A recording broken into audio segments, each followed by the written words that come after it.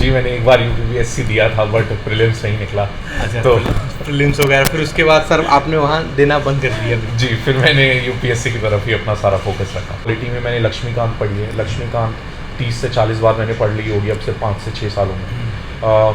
अपनी modern Indian history में मैंने NCERT, Bipin Chandra, Plassey to partition रही। उसके अलावा आई थिंक मानसिक तौर पर यूपीएससी हो चाहे यूपीपीएससी हो, ये काफ़ी मुश्किल हो जाता है। जी। फेलियर्स के साथ डील करना। जैसे मेरा चौथे अटेम्प्ट में मेरी को 302 रैंक हासिल हुई, तो 4 साल तक मेरे पास नौकरी नहीं थी। प्रीलिम्स से मेंस का बीच का वो 3 महीने थे, तो मैं सुबह 9 बजे बैठ जाता था और रात के 8-9 बजे तक लाइब्रेरी में रहता था और कॉन्टिन्यूस स्टडी करता। नमस्कार दोस्तों, यूपीपीएससी डेली न्यूज़ में आप सभी लोग का स्वागत है। दोस्तों यूपीएससी 2022 का रिजल्ट आ चुका है। आप सभी लोग को अब यूपीएससी में कुछ जो इंटरव्यू हमको मिलते हैं हमारे चैनल के माध्यम से आप सभी लोग प्रोवाइड करवाएंगे। कैसे उनकी रही स्ट्रेटजी, कैसे उन्होंने पढ़ाई करी, क्या रहा संघर्ष, वो सारी चीज़ें। उसी सिलसिले में हमारे सामने बैठे हैं अभिजीत सिरोही सर। इनको सबसे पहले तो अपने चैनल की तरफ से बहुत ढेर सारी बधाई और शुभकामनाएं देते हैं। Thank you so much. Sir हमारे जो व्यूवर्स हैं इनको आप बताएं सर, आपका एजुकेशनल बैकग्राउंड क्या है? जी मैंने दिल्ली से ही पला बड़ा हूँ मैं। फिर 2014 में मैंने कॉलेज दिल्ली यूनिवर्सिटी में हंसराज कॉलेज से इंग्लिश लिटरेचर में बीए ऑनर्स करा था, इंग्लिश ऑनर्स। एंड 2017 से फिर मैंने अपनी यूपीएससी की तैयारी स्टार्ट करी एंड काफ़ी सालों से उस तैयारी चलती रही है, जिसमें 2020 के सीएससी में मेरे को 302 रैंक हासिल हुई और 2022 के सीएससी में 215 रैंक। सर बहुत बहुत बधाई। सर जानना चाहेंगे कि कब आपने सोचा कि आपको सिविल सर्विस की तैयारी में जाना? किसी को बचपन से देख के मोटिवेट हुए थे या कैसे सर? मैं एक बहुत ही मिडिल क्लास फैमिली से आता हूँ एंड जिस भारतीय में भी ये थोड़ा सा भी जुनून होता है, जज्बा होता है कि हमें कुछ करना है, हमें देश में थोड़ा सा भी बदलाव लाना है, तो इतने पैसे तो होते नहीं कि हम कुछ और कर सकें। तो सिविल सर्विसेज, आईएएस बनना, आईपीएस बनना, यूपीपीएससी में उत्तीर्ण होना, यही हमारे दिमाग में आता है। और मेरे माता पिता, भाई बहन सब गवर्नमेंट जॉब में ही रहे हैं, तो थोड़ा सा वो बैकग्राउंड था। फिर लगा कि आईएएस आईपीएस से ही कुछ बदला जा सकता है, तो इसलिए मैंने स्टार्ट करी। अच्छा सर, आपका ऑप्शनल और माध्यम कौन सा था? जी ये मेरा 5वां अटेम्प्ट था। पहले 4 अटेम्प्ट में मेरा इंग्लिश लिटरेचर ऑप्शनल था, बट 3 मीन्स जब मैंने इंग्लिश लिटरेचर के साथ दिए तो मेरे मार्क्स उस दर्जे के नहीं थे, उस लेवल के नहीं थे जिससे मुझे लगा कि मैं 100 रैंक या 200 रैंक के अंदर आ सकूँ।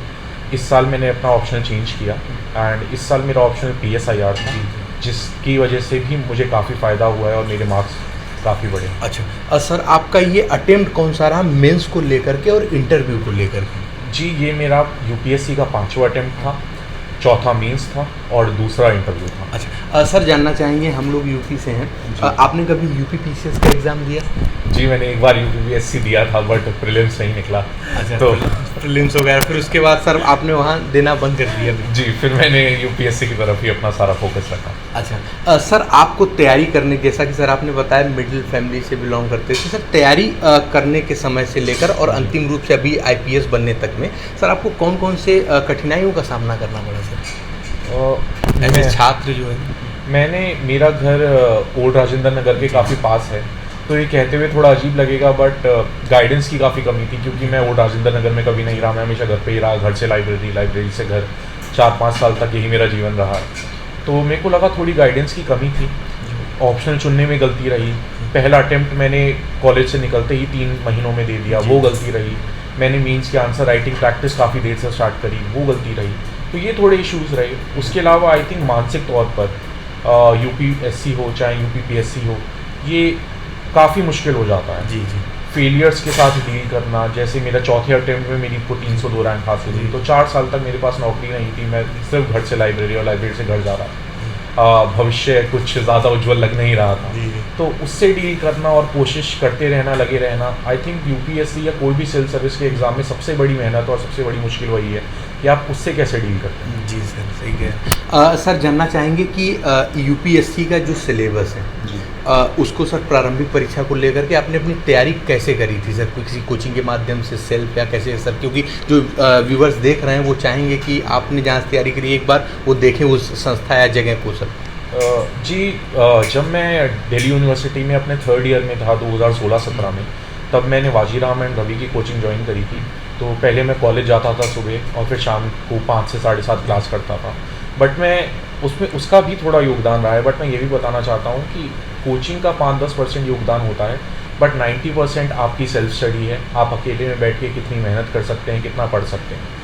और आज के युग में सारा मटेरियल यूट्यूब पे अवेलेबल है, सारा मटेरियल मार्केट में अवेलेबल है, तो मटेरियल की कमी नहीं है। कोचिंग आप करना चाहते हैं ज़रूर करिए, अगर आपको लगता है उसके काफ़ी फ़ायदे भी हैं।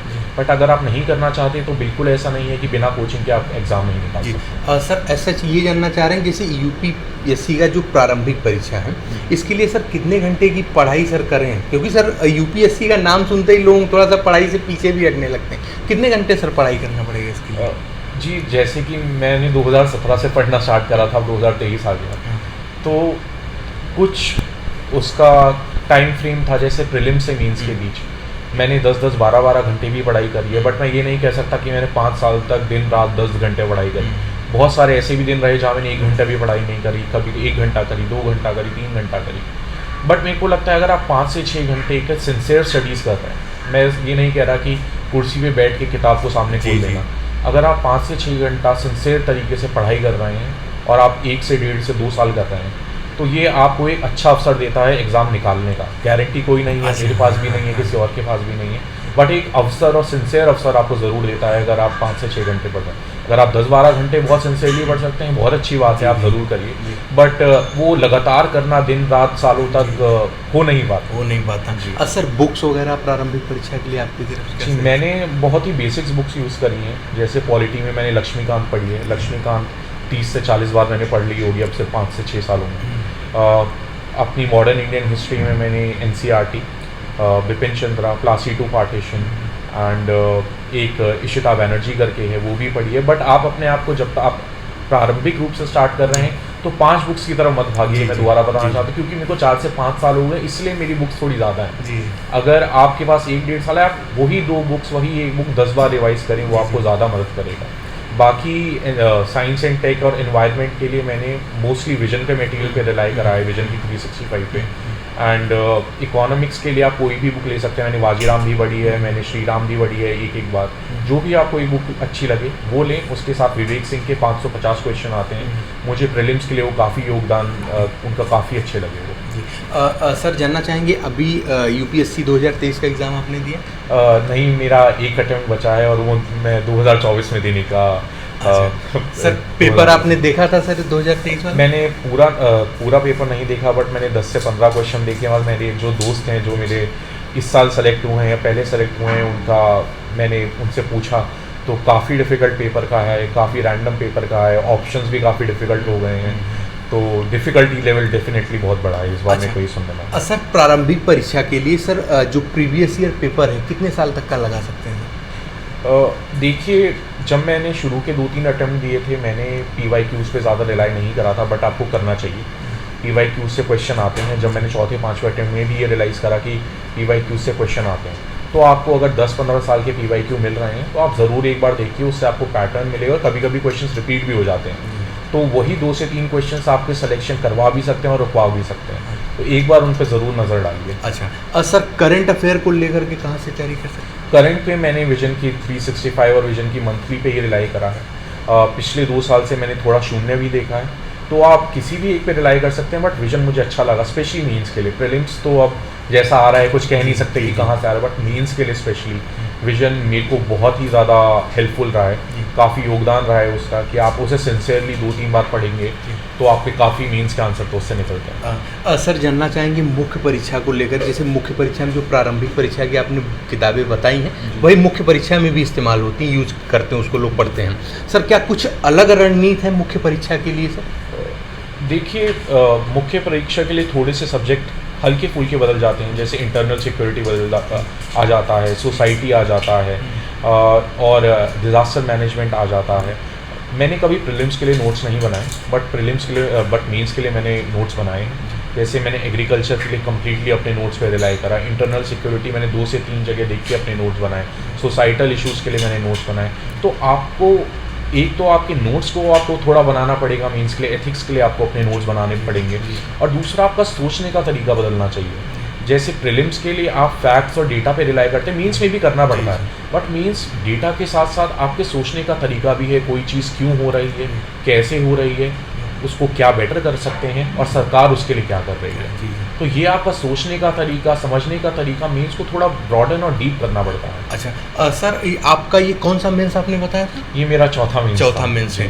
सर आपका 2 बार सिलेक्शन हुआ है? जी, मेरा 2 बार सिलेक्शन हुआ। सर जानना चाहेंगे, जो 2 बार सिलेक्शन आपका नहीं हुआ था, उसके बाद मेंस में सर क्या राइटिंग में आपने क्या बदलाव करे थे सर? जैसे कि मैंने बताया, जब मेरे दूसरे अटेम्प्ट में प्रीलिम्स निकला तो 2 महीने बचे थे और मैंने तब तक बिल्कुल आंसर राइटिंग प्रैक्टिस नहीं करी थी, तो मेरे को उसका खामियाजा भुगतना पड़ा। तीसरे में मेरे ऑप्शन में बहुत ख़राब मार्क्स थे, 194 मार्क्स थे, जिसकी वजह से मेरा सिलेक्शन नहीं हुआ। बट फिर मैंने समझ लिया कि मेरे को आंसर राइटिंग प्रैक्टिस करनी पड़ेगी। एंड प्रीलिम्स से मेंस के बीच मैंने रोज़ 2 आंसर, मैं ज़्यादा आंसर नहीं लिखता था, 2 से 3 आंसर लिखता था। आधा घंटा लिखने में लगता है और आधा घंटा उसके आंसर देखने में लगता है। तो वो आधा पौना 1 घंटा जब आप रोज़ लगाते हैं तो आपको समझ आ जाता है कि मुझे देखने में क्या अच्छा लग रहा है। जब अपने आंसर पढ़ रहा हूँ तो एग्जामिनर को भी वही देखने में अच्छा लग रहा है। अगर आपको अपना वो आंसर देखने में अच्छा नहीं लग रहा तो मैं आपको बता सकता हूँ एग्जामिनर को भी नहीं लगेगा। और आप ये भी समझिए कि वो आंसर आप खुद लिख रहे हैं, आप थोड़ी मेहनत करेंगे उसे समझने के लिए, एग्जामिनर उतनी मेहनत नहीं करेगा। तो आप कितना क्लियरली लिख सकते हैं, कितनी अच्छी तरह से स्ट्रक्चर कर सकते हैं आंसर को, एग्जामिनर के लिए कितना आसान बना सकते हैं कि वो आंसर देखते ही समझ जाए कि जो व्यक्ति है वो जानता है वो क्या बात कर रहा है। तो आप जब ये करेंगे तो आपको खुद समझ आ जाएगा कि आपका आंसर कैसे बेटर हो रहा है। और जब आप रोज़ लिखेंगे 2-3 तो आपके आंसर की क्वालिटी ग्रेजुअली सेल्फ इम्प्रूव होती है। बट ये ज़रूर देखिए कि सिर्फ लिखना इंपॉर्टेंट नहीं है, उसको एनालाइज करना भी बहुत इंपॉर्टेंट है कि कहाँ कमियाँ रह रही हैं। सर डायग्राम वगैरह, फ्लो चार्ट, ये सब चीज़ों का भी यूज़ बहुत योगदान है। क्योंकि मैं आपको ये बता सकता हूँ कि मेंस में जो कैंडिडेट्स अपीयर हो रहे हैं उसमें 50 से 60 से 70% लोगों का कंटेंट सेम है जी। लेकिन आपको एक अलग छाप छोड़नी है। आप वो छाप कैसे छोड़ेंगे?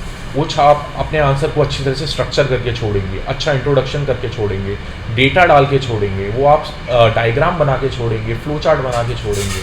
तो जब आप ये सब चीज़ें करते हैं तो वो आपको एक अलग दिशा में दिखलाता है एग्जामिनर को। तो ये सब करना बहुत इंपॉर्टेंट है। बट कंटेंट को कॉम्प्रोमाइज़ मत करिए। Content is the key, structure is also the key. तो दोनों को जब आप एक साथ लेके चलेंगे तभी आपके मार्क्स बढ़ेंगे। अच्छा सर, जानना चाहेंगे कि यूपीएससी का इंटरव्यू जो होता है इसके लिए सर कैसे प्रिपरेशन आपने करी थी या घबराहट थी अंदर, ऐसा कुछ? यूपीएससी इंटरव्यू के लिए मैंने प्रिपरेशन न्यूज़पेपर 2-3 महीने काफ़ी पढ़ा था। मैंने काफ़ी मॉक दिए थे, इस बार 10 से 12 मॉक दिए थे। और थोड़े करंट अफेयर की मैगज़ीन देखी थी, अपने स्टेट दिल्ली और थोड़ा यूपी को भी प्रिपेयर करा था। जो मेरी हॉबीज़ हैं जैसे फुटबॉल है, क्विजिंग है, तो मैंने इनको थोड़ा प्रिपेयर करा था। तो जो आपका डैफ है, आप डैफ से रिलेटेड अपने कीवर्ड्स को प्रिपेयर करते हैं, तो यही मैंने किया था और यही। अच्छा सर, यूपीएससी के जो इंटरव्यू पैनल होते हैं उनका सर नेचर, बिहेवियर किस प्रकार होता है? क्योंकि स्टेट पीसीएस का तुम काफ़ी इंटरव्यू लेते रहते हैं, लोग जानते हैं। सर यूपीएससी में सर क्या रहता है? देखिए, ये चेयरमैन टू चेयरमैन डिपेंड करता है। काफ़ी सारे यूपीएससी के चेयरमैन जो होते हैं वो आपको बिठाते ही पूछते हैं कि आपको कैसा लग रहा है, हम आपसे, ये इंटरव्यू नहीं है, ये पर्सनालिटी टेस्ट, हम आपसे बात करना चाहते हैं, आपको कंफर्टेबल भी। काफ़ी सारे आपको बैठते ही क्वेश्चन स्टार्ट करना पूछते हैं। और चेयरमैन के अलावा जो बाकी 4 गेस्ट मेंबर होते हैं उनका भी वो इंडिविजुअल पर्सनालिटी है। जैसे मेरे साथ 3 मेंबर्स बहुत ही खुशमिजाज थे, बहुत अच्छे तरीके से हंस के, स्माइल दे के हर आंसर को नोट कर रहे थे। बट एक मेंबर काफ़ी ग्रिल कर रहा था। तो वो मेंबर टू मेंबर की पर्सनालिटी पे डिपेंड करता है। कोई एक नहीं है कि सारे इंटरव्यू एक जैसे होंगे, बल्कि एक ही बोर्ड एक इंडिविजुअल से एक तरीके से बिहेव कर सकता है, उसके बाद जो स्टूडेंट गया है, जो एस्पिरेंट गया है, उसके साथ दूसरे तरीके से बिहेव कर सकता है। तो ये थोड़ा रैंडम भी है, थोड़ा लक भी है, और थोड़ा आप उस इंटरव्यू को किस ओर लेके जा रहे हैं। क्या आप उस इंटरव्यू को थोड़ा इंटरेस्टिंग बना सकते हैं? क्या आप बोर्ड मेंबर्स को दिखा सकते हैं कि नहीं, बातचीत में ज़्यादा मज़ा आ रहा है? जब आप ये करते हैं तो इंटरव्यू थोड़ा सा बेटर अपने आप हो जाता है। अच्छा सर, आपका जो टाइम टेबल था, शेड्यूल किस प्रकार था? एक दिनचर्या एक दिन की किस प्रकार रहती है? देखिए, ये डिपेंड करता था कि एग्ज़ाम कब है। अच्छा। अगर आप मेरे से पूछेंगे कि मेरी दिनचर्या क्या थी जब प्रीलिम्स से मेंस का बीच का वो 3 महीने थे, तो मैं सुबह 9 बजे बैठ जाता था और रात के 8-9 बजे तक लाइब्रेरी में रहता था और कॉन्टीन्यूअस स्टडी करता था। फिर घर आके 1-1.5 घंटा हो पाया। बट अगर आप यही पूछते हैं कि प्रीलिम्स से 3-4 महीने पहले कैसा था, तो आराम से जाता था लाइब्रेरी, 3-4 घंटे 5 घंटे पढ़ाई करता था, फिर आ जाता था। बट ये भी इंपॉर्टेंट है कि शुरू के सालों में मैंने काफ़ी मेहनत करी, तो जिस वजह से जब मेरा तीसरा चौथा पाँचवा अटैम्प्ट था तो प्रीलिम्स के लिए मेरे दिमाग में डर नहीं रहा। जी सर। तब मैं समझ गया था कि ये निकल जाएगा, अगर मैं 1 डेढ़ महीने 2 महीने ढंग से मेहनत करूँगा तो प्रीलिम्स निकल जाएगा। तो शुरू के सालों में इसलिए प्रीलिम्स के लिए अपने बेस को स्ट्रॉन्ग करना बहुत ज़रूरी है, क्योंकि फिर आपके दिमाग से वो डर निकल जाता है। तो अगर आप ये करते हैं तो आपके लिए बहुत अच्छा रहता है। बट आपको जैसे कंफर्टेबल फील होता है आप वैसे अपना शेड्यूल बनाओ। मैं हमेशा कहता हूँ कि यूपीएससी या यूपीपीएससी निकालने के 1000 तरीके हैं, आप वो करिए जो आपको कंफर्टेबल फील कर रहा है। But comfortable does not mean कि आप मीडियोक्रिटी में जाएं। अपने आप को चैलेंज करिए, बट वो करिए जो आपके लिए काम कर रहा है, जो आपको अच्छा फील करा रहा है, आप उस शेड्यूल को फॉलो करें। सर जानना चाहेंगे, जब पढ़ाई करते समय डिमोटिवेट भी होते थे छात्र के रूप में, अगर जब आप थे सर डिमोटिवेट होते थे तो अपने आप को मोटिवेट करने के लिए क्या करते थे? एंटरटेनमेंट बेस में आप जैसे मूवीज़ वगैरह देखना, कुछ भी, तो इन सब चीज़ किसका सर सहारा लेते थे? जैसा मैंने बताया, पहले अटैम्प्ट में प्रीलिम्स नहीं निकला, सेकंड अटैम्प्ट में मींस नहीं निकला, थर्ड अटैम्प्ट में मींस नहीं निकला, थर्ड अटैम्प्ट में मींस नहीं निकला, तो उस वजह से काफ़ी फेलियर देखे। मैंने यूपीपीएससी भी एक बार दिया, प्रीलिम्स नहीं निकला।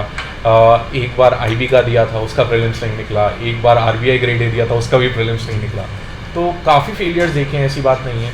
तो डीमोटिवेट होना एक स्वाभाविक सी बात है। अगर आप फेलियर्स देखते हैं आपको बुरा लगता है, बट आपको हमेशा ये याद रखना चाहिए आपका गोल क्या है और क्या आप अपना पूरा उसमें दे रहे हैं। मैंने हमेशा यही अपने दिमाग में डाला कि मेरा तो यूपीएससी निकल रहा है, चाहे इस साल निकलेगा, चाहे अगले साल निकलेगा, चाहे उसके अगले साल निकलेगा। तो जब मैंने अपने आप को ये विश्वास दिलाया कि मेरा तो निकलेगा, तो फिर मेरे दिमाग में हमेशा थोड़ी और मेहनत करनी है, निकल जाएगा, थोड़ी और मेहनत करनी है, निकल जाएगा। उसके साथ थोड़ी मूवी देखना, थोड़े गाने सुनना। एक कविताएं हैं जो अटल बिहारी वाजपेयी जी काफ़ी गुनगुनाते थे, क्या हार में क्या जीत में, किंचित नहीं भयभीत में, संघर्ष पथ पर जो मिले ये भी सही वो भी सही। तो थोड़ा अपने आप को स्टॉइक भी बनाना पड़ता है कि फेलियर्स और सक्सेस को आप फिर थोड़े उसी मिजाज से देखने लगते हैं। इतना ना आप फेलियर से आप दुखी होते हैं, ना आप सक्सेस से इतना ज़्यादा खुश होते हैं, बट उसमें थोड़ा टाइम लगता है, 3-4 आई होप आपको इतना टाइम ना लगे, आप जल्दी निकल जाए। सर जानना चाहेंगे सर, आपकी सफलता में सबसे बड़ा योगदान आपकी नज़र में किन किन लोगों का रहा है?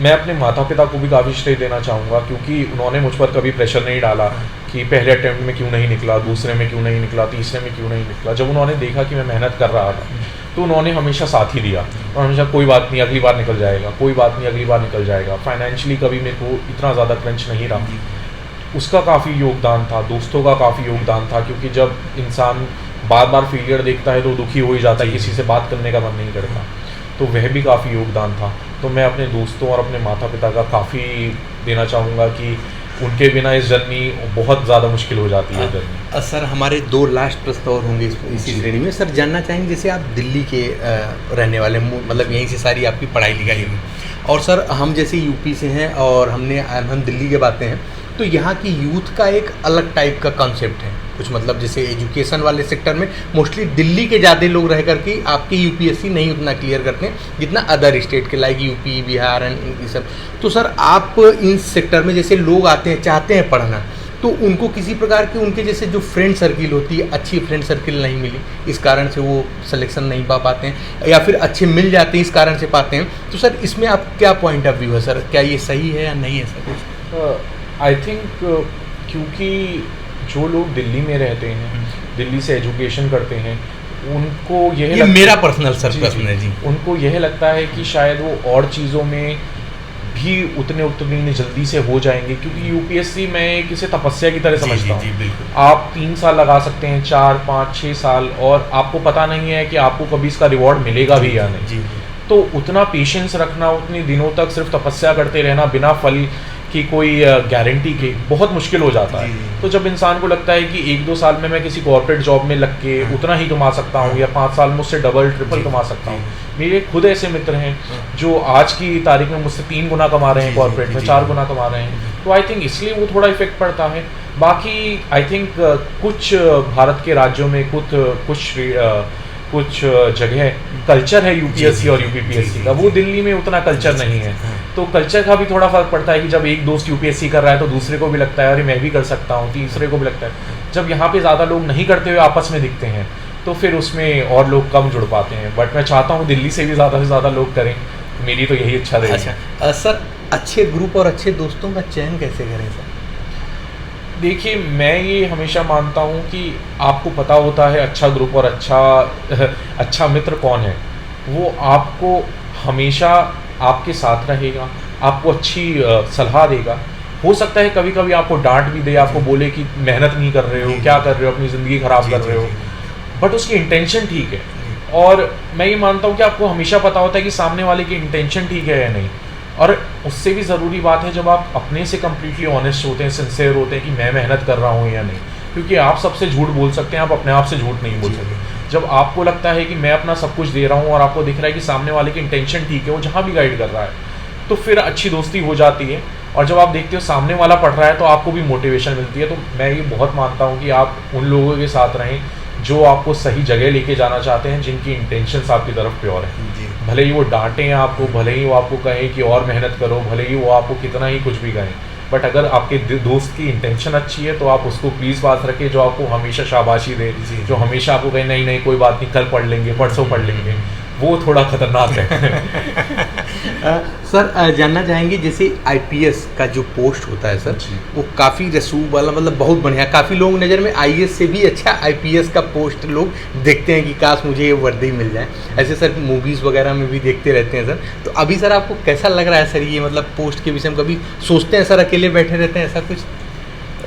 देखिए, ये इंडिविजुअल प्रेफरेंस होती है। कोई आईएएस बनना चाहता है, कोई आईएफएस में जाना चाहता है, कोई आईपीएस में जाना चाहता है, बट डेफिनेटली अच्छा लग रहा है। अभी मैं इंडियन डिफेंस स्टेट सर्विसेज में हूँ, तो यहाँ भी काफ़ी अच्छा लग रहा है। बट आईपीएस बन के एक संतुष्टि तो मिली है, क्योंकि मैं आपको हमेशा ये बोलना चाहता हूँ, जब भी आप पीडीएफ में अपना नाम देखते हैं तो खुशी बाद में होती है, पहले रिलीफ फील होता है। ऐसा लगता है कि कंधों से 100 किलो 1000 किलो वज़न कम हो गया, कि मेहनत का कुछ तो फल मिल गया है। तो आई थिंक वो रिलीफ है, वो फीलिंग है कि जो मेहनत इतने सालों करी है उसका फल मिल गया है। अब एक अटेम्प्ट और देंगे, उसमें मेहनत करेंगे, हो जाएगा तो अच्छी बात है, वरना नहीं भी होगा तो भी भगवान ने बहुत कुछ दिया है, कंप्लेन नहीं कर सकता हूँ। जी सर। सर बहुत बहुत धन्यवाद सर, आपने इतना कीमती समय निकाल करके हमारे लिए, हमारे चैनल के लिए दिया है, और भविष्य के लिए आपको बहुत ढेर सारी शुभकामनाएं sir. Thank you so much. मैं चाहूँगा जो भी ये देख रहा है वो भी उतनी ही तरक्की करे, अब जहाँ वो जाना चाहता है वो जाएँ, बट मेहनत करते रहिए, अपने आप से ऑनेस्ट रहिए। और यूपीएससी ज़िंदगी का अंत नहीं है, शुरुआत नहीं है। अगर यूपीएससी या यूपीपीएससी नहीं भी निकल रहा है तो मैं पर्सनली बहुत लोगों को जानता हूँ जिन्होंने बहुत अच्छा किया अपने लिए। तो इसे अंत मत बनाइएगा, ज़िंदगी का एक पार्ट है, निकलता है बहुत अच्छी बात है, नहीं निकलता है आप फिर भी अपनी ज़िंदगी में बहुत कुछ अच्छा कर सकते हैं। और सर कुछ हमारे चैनल के लिए जो हम लोग स्ट्रगल करते हैं, इतना दूर जाकर मोटिवेशन वीडियो लेके आते हैं व्यूअर्स के लिए, सर कुछ कहना चाहेंगे? मैं आपका भी धन्यवाद देना चाहूँगा कि आपने मुझे यहाँ ये मौका दिया कि मैं एस्पिरेंट से बात कर सकूं, क्योंकि आप एस्पिरेंट से ऐसे बात नहीं कर पाते। तो I want to thank you as well and आपका चैनल कि आपने मुझे मौका दिया है, एंड आई होप आपकी सक्सेस हो और आपके जो व्यूअर्स हैं उनकी भी उतनी ज़्यादा सक्सेस हो। बहुत बहुत धन्यवाद सर, भविष्य के लिए शुभकामनाएं। Thank you. तो जी हाँ दोस्तों, जो भी चैनल पर नया है चैनल को सब्सक्राइब करने के साथ साथ बेल आइकन जरूर प्रेस कर दें, ताकि उत्तर प्रदेश लोक सेवा आयोग और यूनिवर्सिटी विभाग की तरफ से कोई भी महत्वपूर्ण अपडेट हो आप लोगों से मिस ना होने पाए।